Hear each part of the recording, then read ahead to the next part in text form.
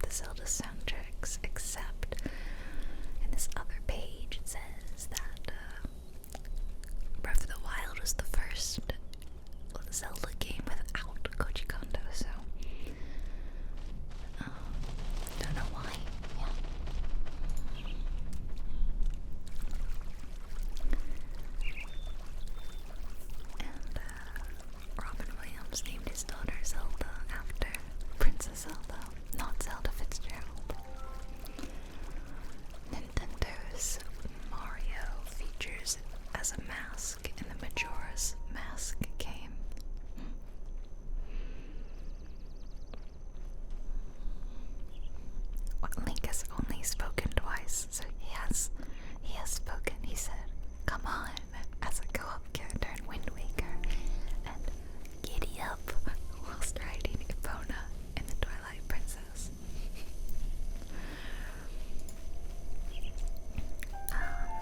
Zelda's voice actor from Breath of the Wild was not British. The voice actor for Zelda is Patricia Somerset, and she's not English despite the accent. I didn't think she was because I remember my partner making fun of how silly she kind of sounds. It's an interesting voice. And Breath of the Wild was originally gonna be just for the Wii U. They hadn't decided to put it on the Switch, or maybe, I mean, they might not have been for sale yet, but they would have been developing the Switch at this time, so I don't know why they didn't plan to put it on the Switch. It was like the last release for the Wii U, I remember, because the gamepad thing that they had for the Wii U was like, that was meant to be like the Sheikah Slate, you know? You can see the comparisons. So, honestly, like, it makes sense, and I get it, but you know, the Wii U just kind of bombed. For some reason, it just massively underperformed. I think it's because it was a cool concept, but most people who were going to get it already had a Wii, and they were like, why would I want a new one with this bad, you know? That is my thought, because my family did have a Wii, and we never would have considered getting the Wii Plus, the Wii U, because we already had one, so. But I did get a Switch, of course. Satori Mountain, you know, the famous Satori Mountain in the game, is named after the late Nintendo president, Satoru Iwata. He passed away in 2015, so the game was in production at that point, and they not only made this place for him, but they also made it absolutely gorgeous, and it is indeed one of my favorite places to go. And I'll try to make sure that we're there right now. I'll let you know that I'm filming my gameplay differently from right now. Like, I haven't filmed it yet because I don't have a capture card in my computer, so I can't play Switch things on my computer. I can't record Switch things. I have to use a different computer, and my mics are not set up on that computer. And I wanted to use these mics, so whenever that computer is free today, because it's not mine, I will be recording my gameplay. But right now I'm doing my little voiceover, so I actually don't know where I'll be taking you, but I know we'll be going to Satori Mountain, as it's gorgeous. It's so relaxing. It's so beautiful. And maybe we're there right now. I hope so. And I'm smart enough to remember to put this at that time. The Great Plateau, another favorite place of mine, but for nostalgic reasons. It was the first area that they built for Breath of the Wild, which honestly makes a lot of sense. It's such a fantastic tutorial, in my opinion, you're introduced to this huge open world, like giving you free reign to a smaller open world. You know, you learn the basics here. It's very isolated. You get to learn how to do the combat. You're gonna do the shrines. Different game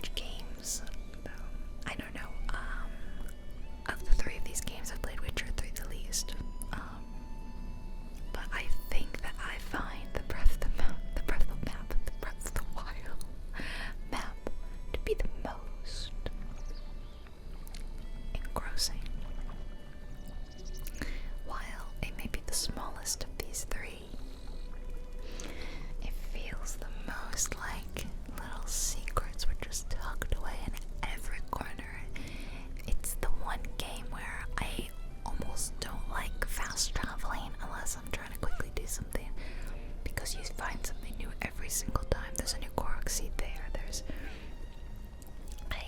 I completely finished the game, and I discovered a whole new town that I had missed. It's the one, what's it called? Let me look at the map. I forget the name. It's the, you probably would miss it if you, like, weren't really looking, you know, but it's the one on the beach.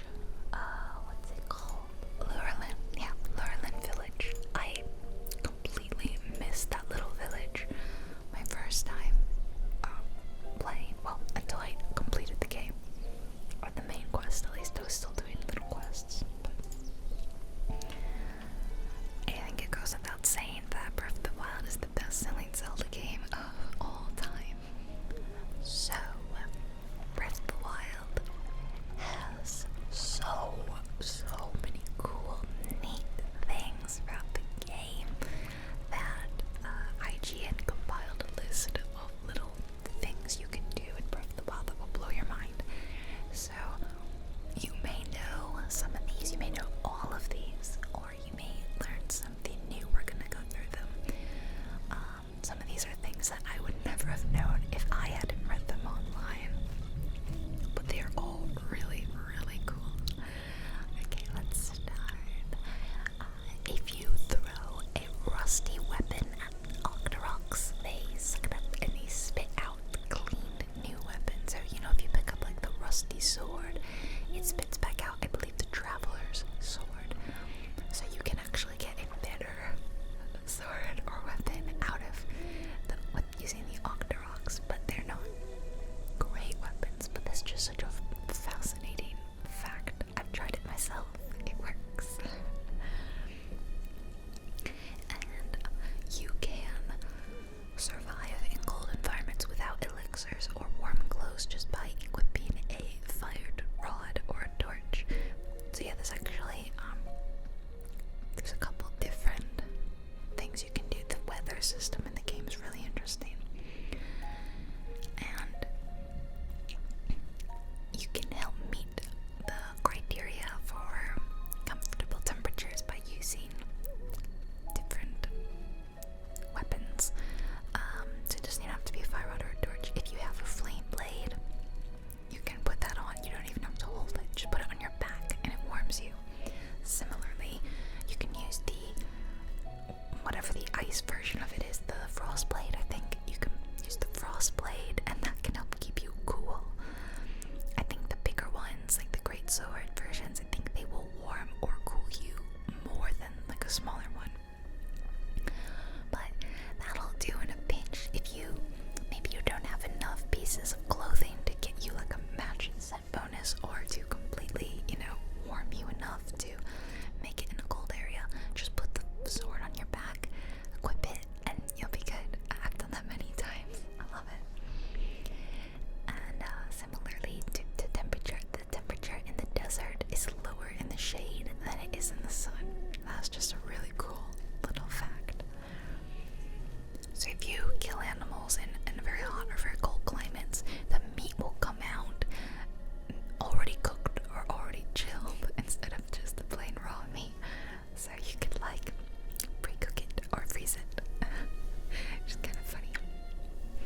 If you use boulders, cryonis, or other tricks to lift or dislodge an old rusted guardian, you find more ancient materials underneath it. Wow, I didn't know that. I don't think I've ever tried to move a guardian though. If you befriend dogs at stables, they will sometimes lead you to buried treasure chests. And how you befriend a dog is you would drop some raw meat, and then you'll get like the hearts, you know, and yeah, so maybe always keep some spare meat around for the dogs.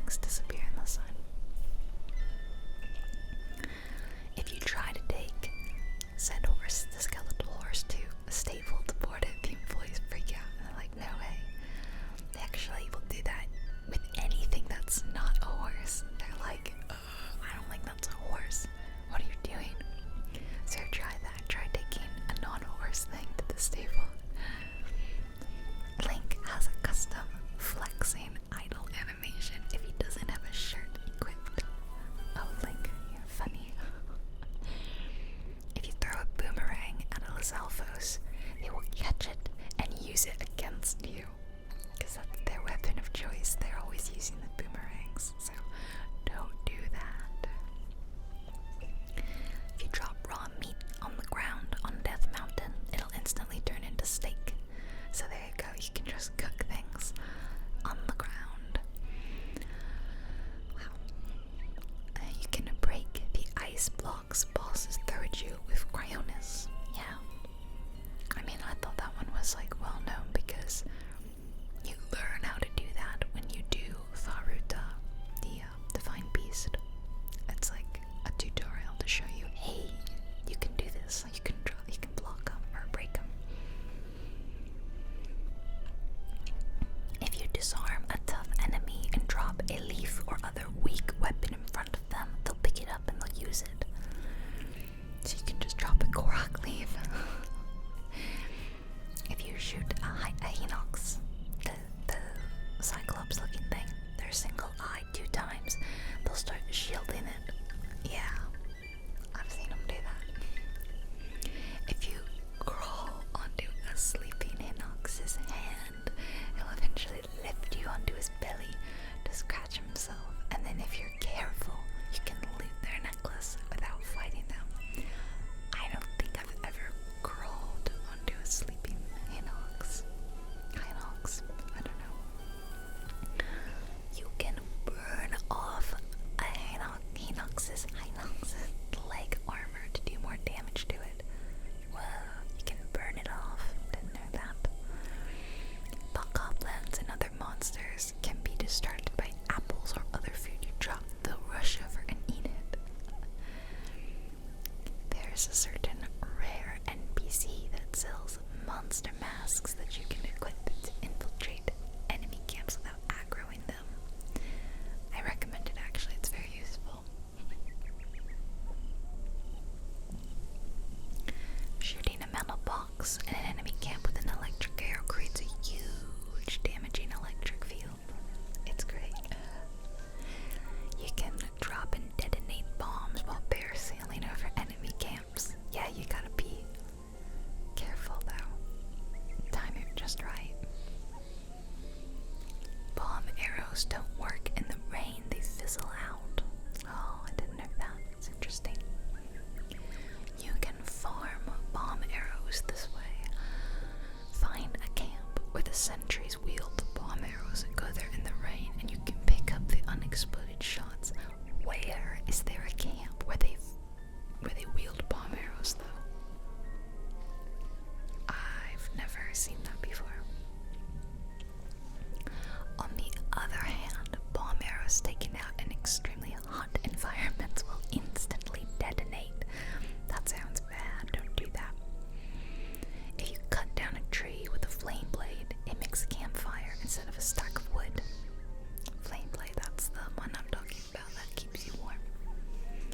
Cooking during a blood moon creates critical success, super strong foods, but you only have a very small window of time to cook then. You only have half an hour in game. Yeah. Looking for a shrine? Look up. Shrines usually have a group of birds circling above them. I had no idea. That's so interesting. The game over text can be icy, electrified, or have other special effects based off how you died. Yeah. If you just run out of hearts normally from being attacked, it's red, but otherwise there's special versions. I've gotten them all. If you roll a small snowball down a hill, it picks up more and more snow and it turns into a giant snowball. Yeah, just like in Animal Crossing. Birds can be startled into flying into thorns or other dangers, killing them. Oh no. It's awful. Posters in staples and villages give you recipes for special custom foods to cook. When I first started the game, I got a little notebook out and I would keep track of all the recipes I found on posters and stuff that worked, and every time I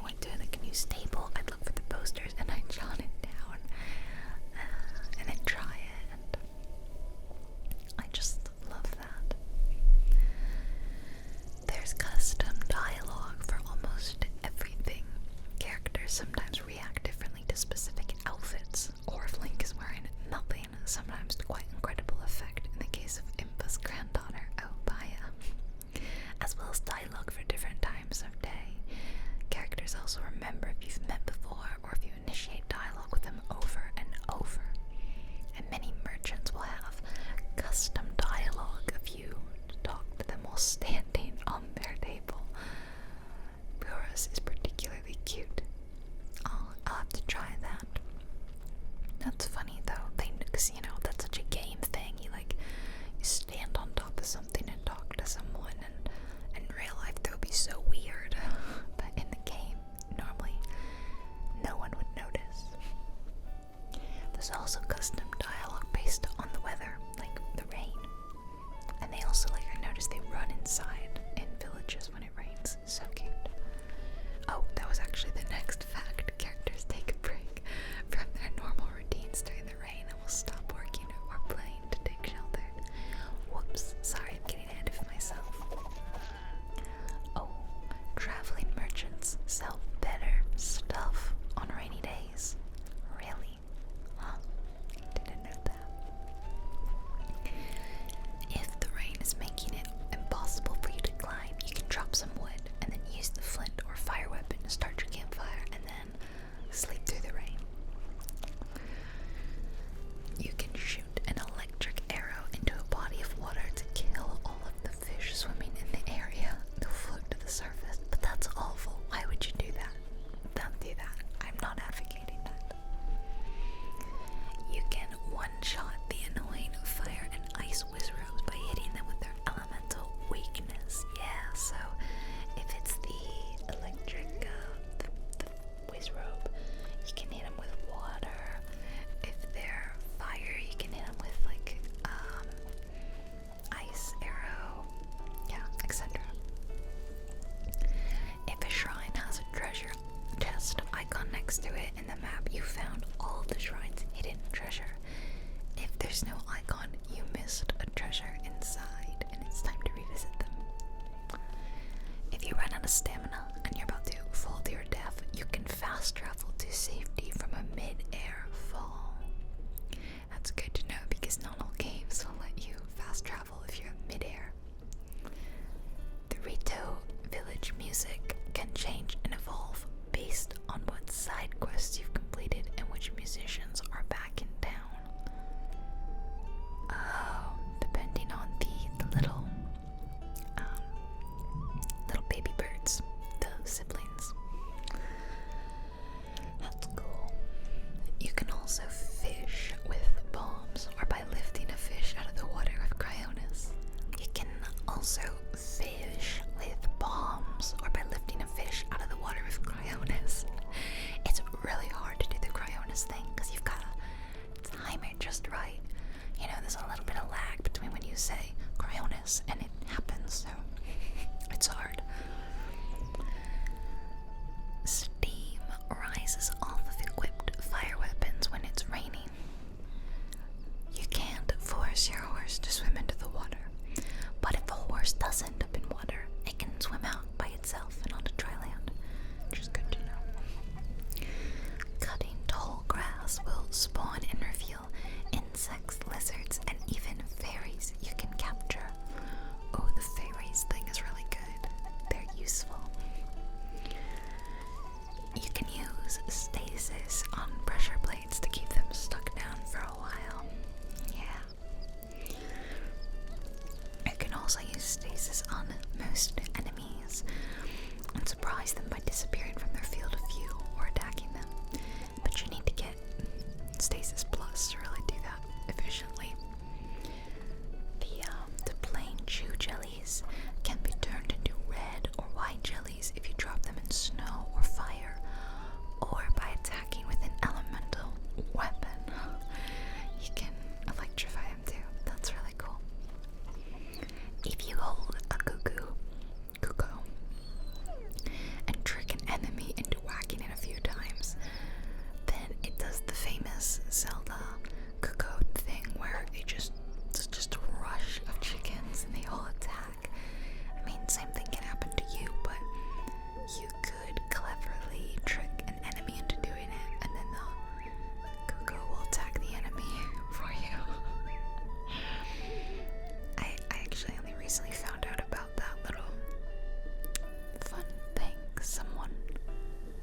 Someone was telling me about it. I don't remember. One of my friends. The Hylian runes, visible in shrines and in various Sheikah sleep menus, can actually be translated into English and contain hidden messages and clues.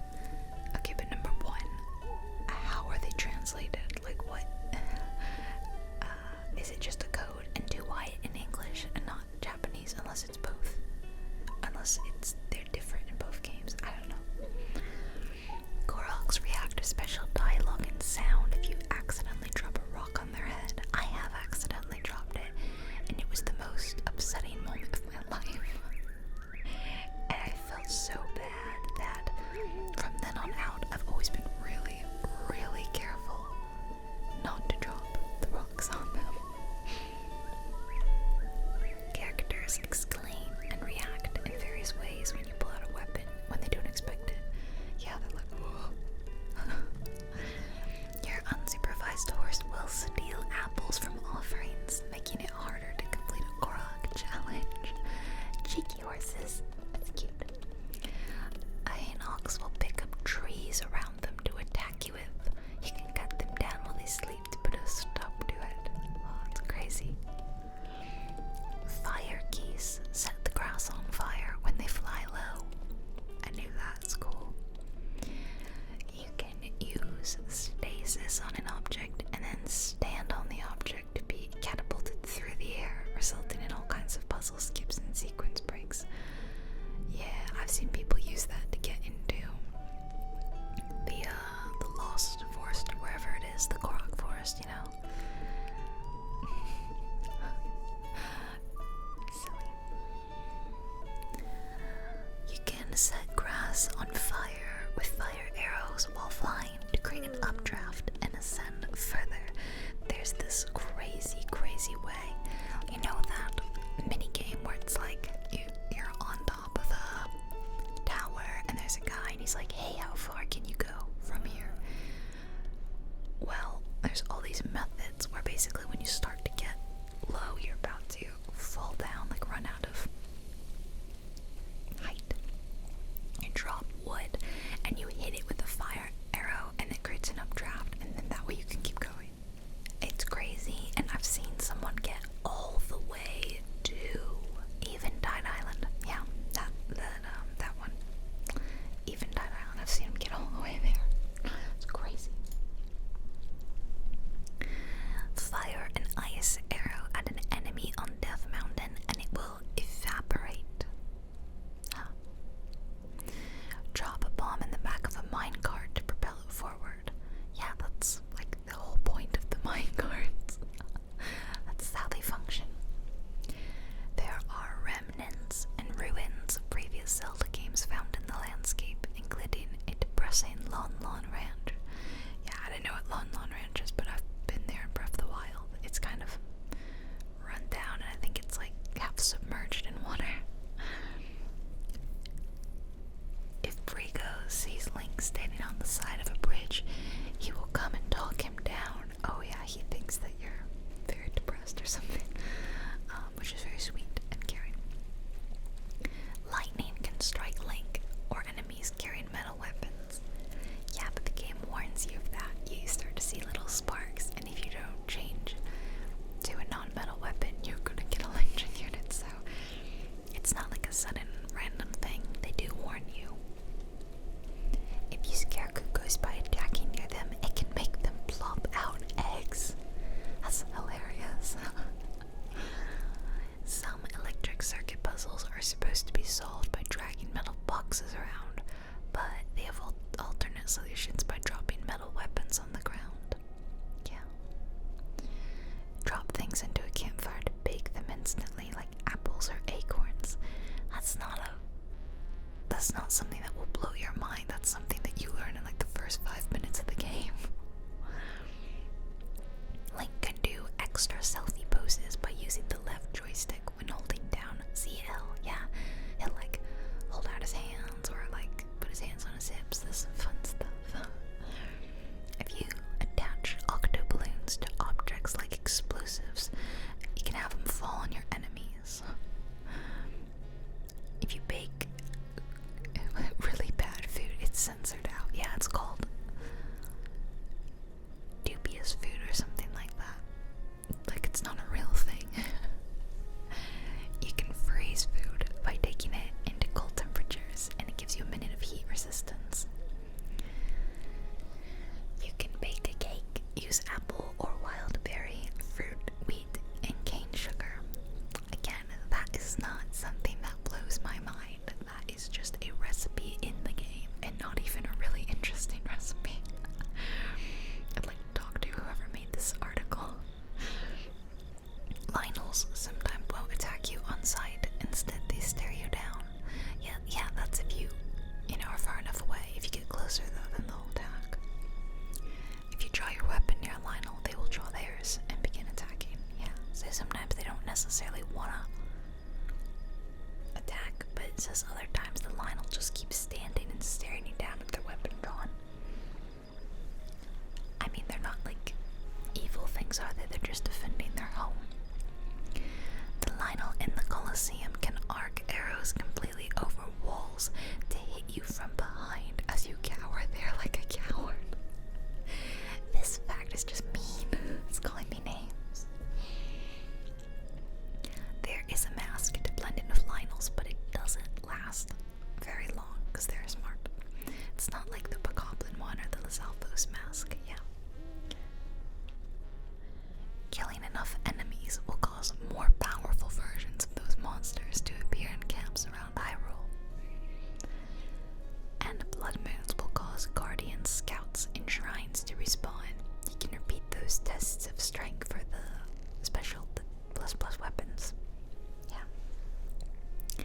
Some stables have an attendant that can customize your horse's bridle, saddle, and mane color and type. You can braid it. Their manes is very cute. If you travel to the far north mountains of Hebra, you can sometimes see an aurora borealis in the sky at night. I'm not sure I've seen that, but that sounds beautiful. Cass, the wandering Rito minstrel, will sing riddles about shrines to the tune of the main theme of Breath of the Wild. Each riddle is a different part of the song. Again, not something that blows my mind. That is just a part of the game. There are extremely rare and valuable materials that, if cooked into a dish, will drastically increase the length of a meal's special effect. What are they talking about? Link can become a homeowner and decorate the walls with weapons and shields you find. Yeah, I always put the special weapons in it, the ones that are like the one of a kind. I know that's not the point, especially because you can rebuild them with a diamond, but I always panic. I'm like, they're too special. I have to put them up and never use them. It's such a hoarder. Tree-chews and their jelly can be shot from a distance to cause them to explode with elemental damage, which can damage nearby enemies. Certain insects, monsters, and animals only come out at night. Well, you can cut the legs off a guardian stalker to stun them and eventually immobilize them completely. I don't think I'm talented enough to do that. You can also blow up the propellers of a guardian skywatcher to send them crashing to the ground. I think I've done that. Not sure. With the right timing, you can perfectly parry a guardian's laser back at him by using any shield, including a pot lid. I think I've only been able to do this like once because the timing has to be perfect, but it is cool. There's a gif of it on this website I'm looking at right now. It's very cool. So most of the motion control shrine puzzles can be cheesed by flipping your controller upside down or to another odd angle, and the game will recognize the input and flip the environment upside down too. I've done that. There is one that I always do in a silly way. It's like you have to use motion control to guide a ball through a little maze using the motion controls, and the way I always solve it is I flip my controller upside down and then I use the flat back side of the maze and then I fling it off. Like I roll it to one side and I fling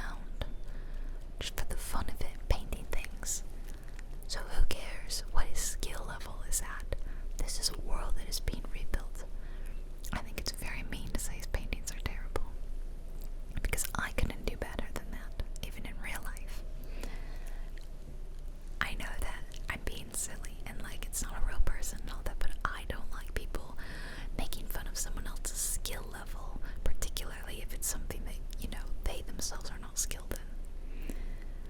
Right? I don't ever make fun of people who are maybe not objectively good at something because you don't know how hard it is to do that thing, right? Instead, I always think we should encourage people to practice these hobbies, these skills, these passions.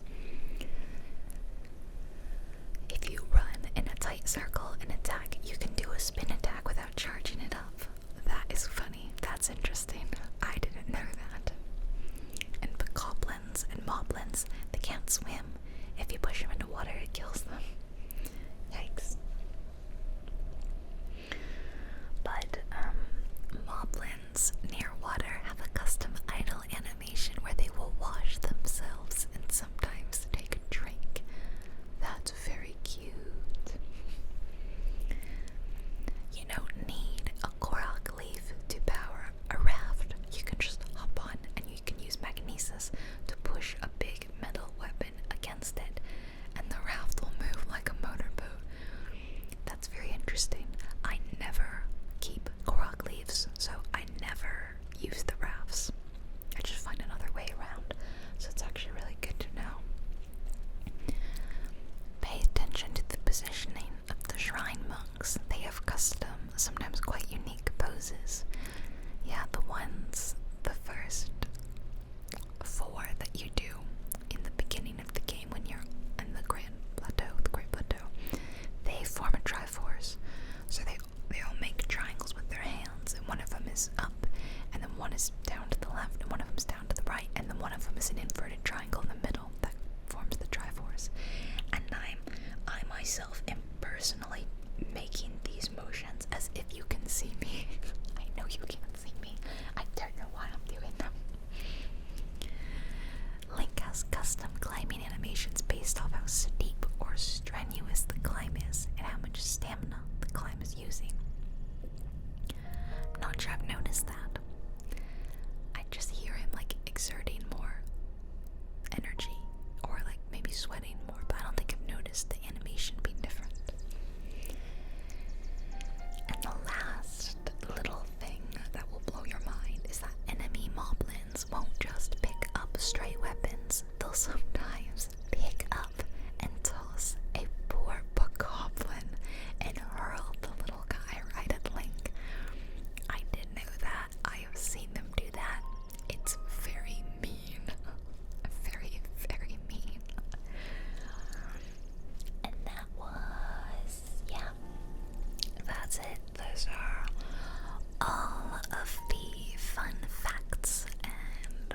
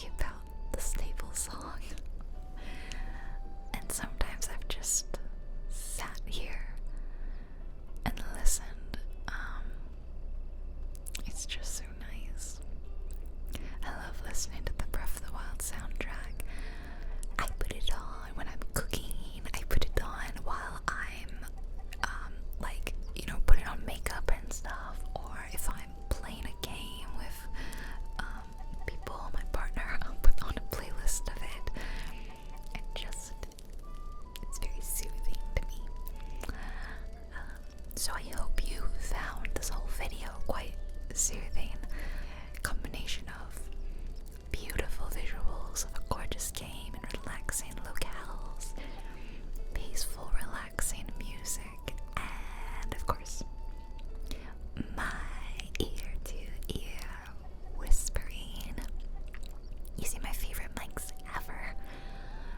So I hope you had fun, and I hope it truly was the most relaxing Breath of the Wild video I've ever made. Add it to your favorites if you wanna listen again. Put it on repeat. I mean, it's a long video, so hopefully you'll fall asleep before the hour is up. But if you're still awake, I do have a whole playlist of Breath of the Wild gameplay video. The audio might not sound as good as this. I am using different mics for that, but I'm more playing the game, so you might be more interested in that and watching me like play. Will I play it again soon? Maybe.